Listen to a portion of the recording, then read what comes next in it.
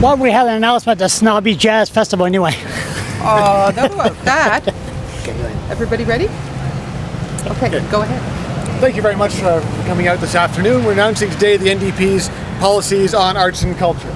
So it's about time that we recognize in this province that while we have to continue to support our traditional industries in the forest and fishing industry, that the creative industries in New Brunswick generate even more money and revenue every year. So what we want to try and do is to find ways to encourage the further development of arts and culture industry in New Brunswick. And we've got some ideas for that, starting off with a culture credit program. And that's an idea where we're going to give a tax credit to landlords who offer rental spaces in their units, in their buildings, to people involved in the arts and culture industry to help reduce costs.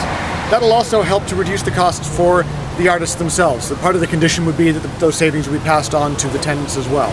So this will be a program that we are going to be giving the costing of after the first year because we don't know what the uptake would be at this point. But we anticipate it will be very low in terms of revenue impact and give access to studio space, for example, gallery space to artists across the province. We're also looking at taking advantage of the many hundreds of thousands of square feet of empty office space that the government currently owns, and to follow on an example that's been used in Detroit to create what's called community white spaces.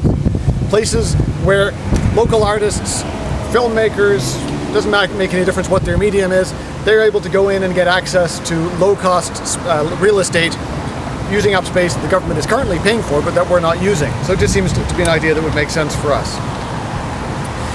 Another problem that I've heard from many people in the arts and culture community is, on the one hand, they're trying to be creative, express themselves through their art, but on the other hand, they're small business people.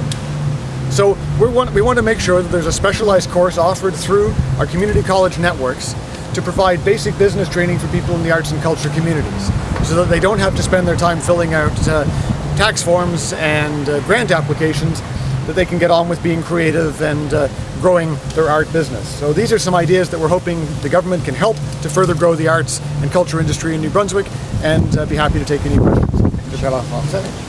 J'aimerais que vous nous résumiez en français peut-être l'essence de votre message aujourd'hui. L'essence du message est que